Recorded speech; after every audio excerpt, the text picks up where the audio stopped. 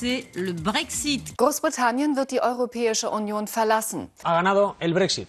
Britain stunned the European Union in June 2016 by voting to leave. It's an earthquake that has happened. Independence Day!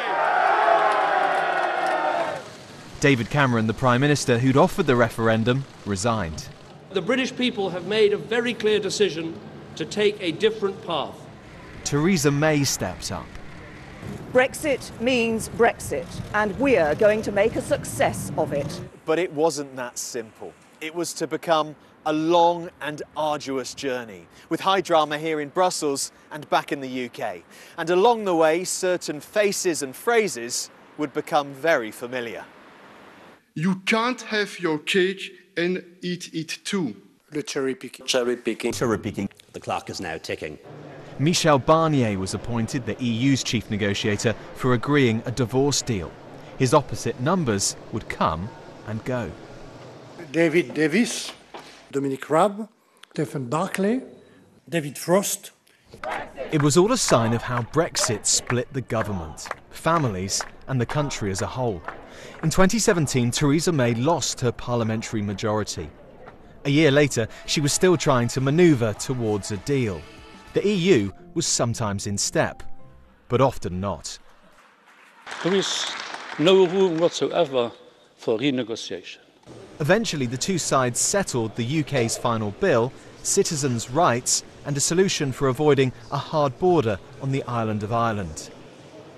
But the British Parliament rejected the deal 3 times, much to the fury of Brussels. I've been wondering what that special place in hell looks like for those who promoted Brexit without even a sketch of a plan how to carry it safely. By the summer of 2019, Theresa May's time was up. With enormous and enduring gratitude to have had the opportunity to serve the country I love. New PM Boris Johnson finally rammed home a Brexit deal after winning a snap election. British MEPs said goodbye to the European Parliament, and in January this year, the UK officially left the EU, although would abide by its rules in a transition period for the rest of 2020. So now is the moment to come together and write a new and exciting chapter in our national story, to forge a new partnership with our European friends, to stand tall in the world, to begin the healing. But no one could have predicted what happened next. Just as talks were getting underway to find another deal, a trade agreement between the UK and the EU, coronavirus struck. Diplomacy through masks continued, but big differences emerged on trade competition rules, fishing, and how to resolve future disputes.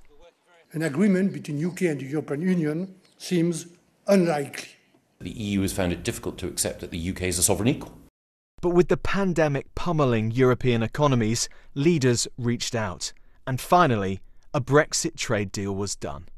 Nick Beake, BBC News, Brussels.